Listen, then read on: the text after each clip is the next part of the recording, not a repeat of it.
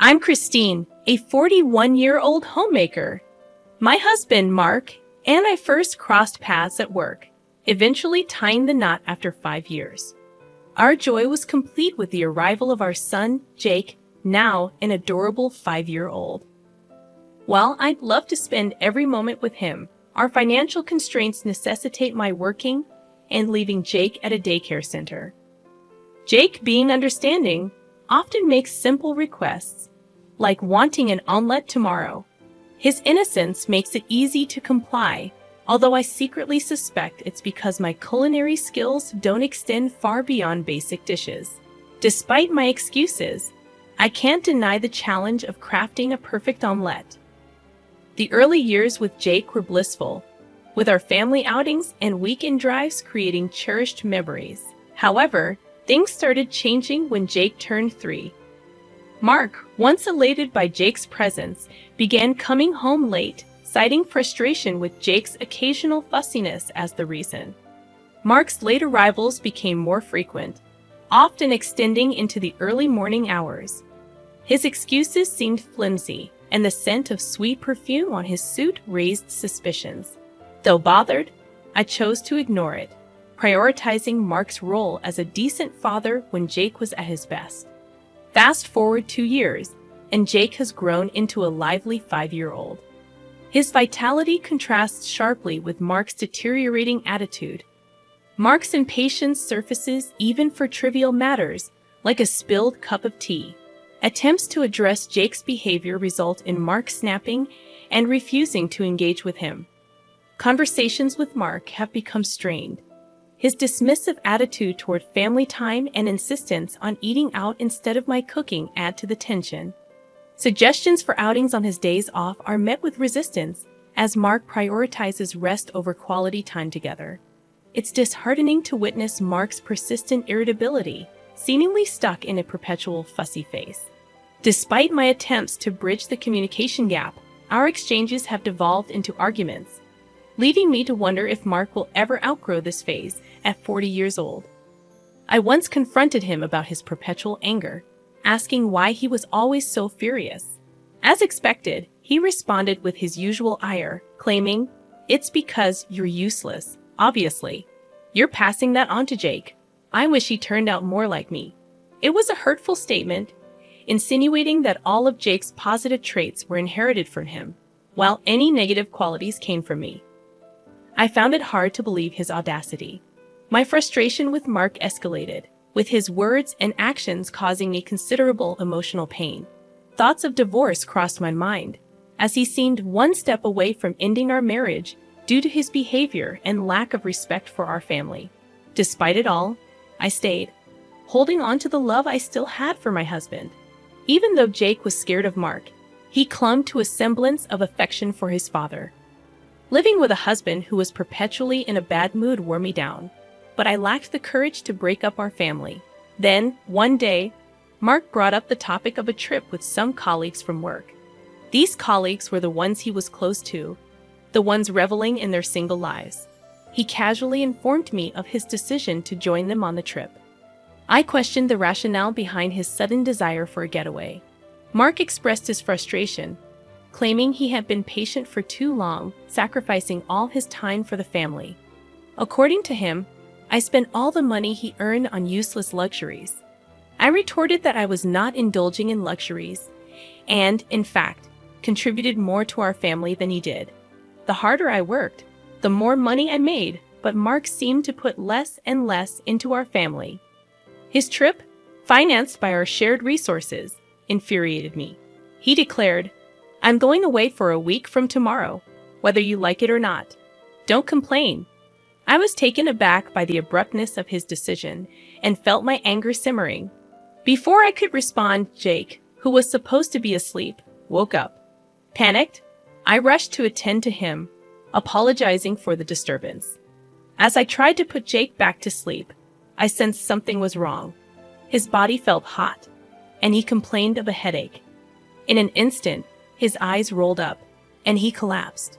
Frantically, I called for an ambulance. Mark, who I assumed would accompany us, refused to come along. Despite my frustration, I had no choice but to board the ambulance alone. Thankfully, the test results indicated a non-serious illness, but Jake was admitted for further tests. I called Mark to provide updates, balancing the urgency of the situation with the need to keep him informed. "What do you want?" I could sense his extreme annoyance, but with no time to worry about it, I quickly explained the situation and urgently asked him to bring a change of clothes for Jake's hospital stay. "Are you joking?" was his incredulous response. "I can't make it. I don't want to be late for tomorrow's trip, so I'm staying at my colleague's tonight." "Are you serious? Your son is in the hospital, and you're still going on a trip?" I exclaimed, hoping for some understanding. "Of course I am. She doesn't need me there for a simple checkup. Jake is suffering from a high fever, so there's nothing I can do," he callously replied. "Yes, there is. I asked you to." Before I could finish, he abruptly hung up. I tried calling again, but it went straight to voicemail. Frustration and anger surged through me. I didn't have his colleague's phone number to reach out for assistance. In the end, I called my parents and sought their help, feeling betrayed by Mark's callous abandonment of his son in the hospital. 2 strikes against him, and I could sense the 3rd strike looming. 3 days later, Jake's tests were over, and he was back to his usual energetic self. The results showed no problems, and he would be discharged from the hospital the next day. Planning to buy some pudding for him, I picked up my phone to check messages, and that's when it happened. It vibrated with an incoming call from a former colleague, Cindy. "Christine, where are you?" Cindy's voice sounded panicked. "I'm at the hospital." "Never mind that. It's an emergency," I replied, thinking it was related to Jake. "Apparently, your husband died in an accident." I couldn't comprehend her words. "What? This is a joke, right?" But her voice on the other end persisted. In a panic, I ran out. The shocking fact that my husband had passed away was hard to grasp. My colleague continued with more unsettling details. Mark was on a trip alone with a woman, and she had driven into oncoming traffic, colliding with a tree. There had to be a misunderstanding. Mark was supposed to be with his male colleagues. The thought that he could have been killed in a car accident with a woman seemed impossible. In a frenzy, I called my parents and urgently asked them to look after Jake, feeling overwhelmed by the sudden turn of events.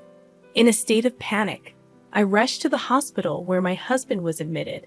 Amid my frantic thoughts, I couldn't help but wonder why they had called the company before reaching out to me.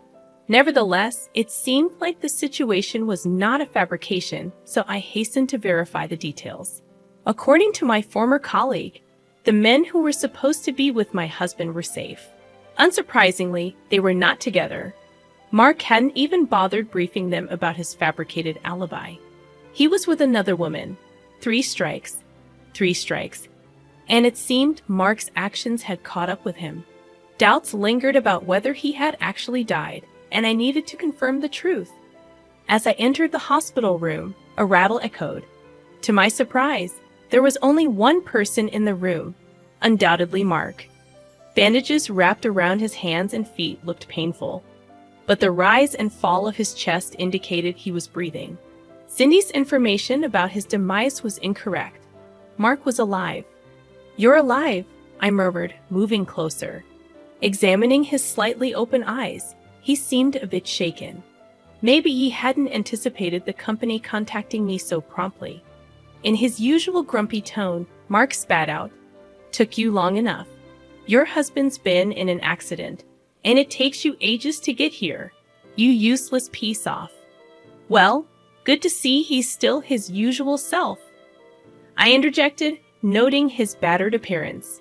It appeared he had only broken his left hand and right leg, despite the wrecked rental car.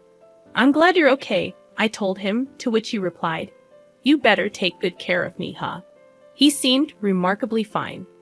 As I handed him a sheet of paper, I explained, "When I say I'm glad you're okay, I'm talking about your right hand. If you had broken your right hand, you wouldn't be able to hold a pen to sign this." Perplexed, Mark unfolded the paper, and I revealed divorce papers. Yes, I was preparing it, which is why I got here late. I know you're injured, so I'll just leave it here. Make sure you sign it. Are you joking? Why would I sign this? Mark protested. Wow, you told your girlfriend you were getting a divorce, didn't you? The reason you came home late every night was because you were with her. Was this trip a prenuptial trip too? Good for you. Now you can marry your sweet Michelle.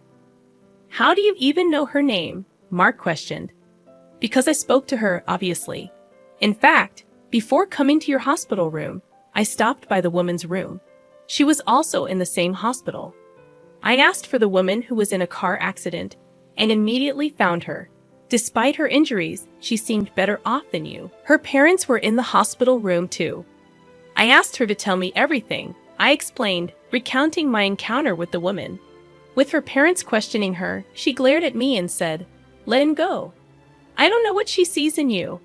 You're cold to your wife and kids. You don't pay your bills. You go out every night. And you don't care when your kid is in the hospital. The cheating. It's game over." Mark's face instantly turned pale at her damning words. I anticipated his defensive reaction, but it didn't alter my decision. No, she's just for fun, you know. You're the only one I love. Just stop here, Mark pleaded as I filled out the divorce form. Unperturbed, I suggested, even if you tear it up, I've got plenty of space. In fact, why don't I just call a lawyer for alimony and child support? It might be better. A sudden change came over Mark as he shriveled up and stuttered, "I don't want a divorce." "Why not?" I took a deep breath, preparing to say what needed to be said. "Because," I began, "you can spend your money as you like, play around with young women, have children to take care of you, and enjoy life while I do all the dirty housework. A wife at home for security and a girlfriend for fun. What a great life. But if you divorce me, that all disappears." Mark's mouth hung open, and he seemed to lose his voice. I continued, "Wasn't it your perfect life plan? Now it's ruined. You can make a new life plan with Michelle, or whoever you like, but my son and I will not be part of it. Just pretend you died and have a new life." After saying everything I wanted to, I turned to leave the hospital room. Mark pleaded, wait, in a pathetic voice, but I kept walking. In the coming days, I initiated divorce proceedings and hired a lawyer. The discussions included Michelle, who was discharged from the hospital. When Mark claimed he had no intention of divorcing me, Michelle became furious, resulting in a heated argument. Mark resisted signing the papers, claiming I had ruined his life. Despite their conflicts, the divorce became official, and I received almost all the alimony payment I sought. After the discussions, my lawyer and I left the room, leaving Mark and Michelle still arguing. I wondered about the fate of their relationship, but my apathy prevailed. I told them, "I hope you have a lovely life together," before leaving the room, possibly being petty. Despite everything, Jake and I had returned to a peaceful life, free from Mark's mood swings. Regret lingered about not divorcing earlier, realizing Mark's attitude had caused my son pain. Living with just the two of us, I understood that we were perfectly fine without Mark. In fact, every day became a joy. Despite this, I acknowledged Mark as Jake's father, allowing him access if he wanted to see him. Surprisingly, Jake showed no interest. After the divorce, I sent Mark an email confirming alimony and child support payments. His reply was laughable. He recounted his misfortune, stressed from gossip at work, mistakes leading to job loss, and his parents cutting him off. I replied, suggesting he seek help from Michelle. Mark claimed they broke up, and he continued to send desperate messages. I eventually blocked him. As I placed my phone on the table, sipping tea, Jake approached, asking, "What should we do on our day off tomorrow, Mommy?" After a moment's thought, I suggested, "How about we grab some lunch and go to the aquarium?" Jake's face lit up with joy, expressing excitement about the dolphin show. Witnessing his enthusiasm, I couldn't help but smile, feeling content with our peaceful and happy life.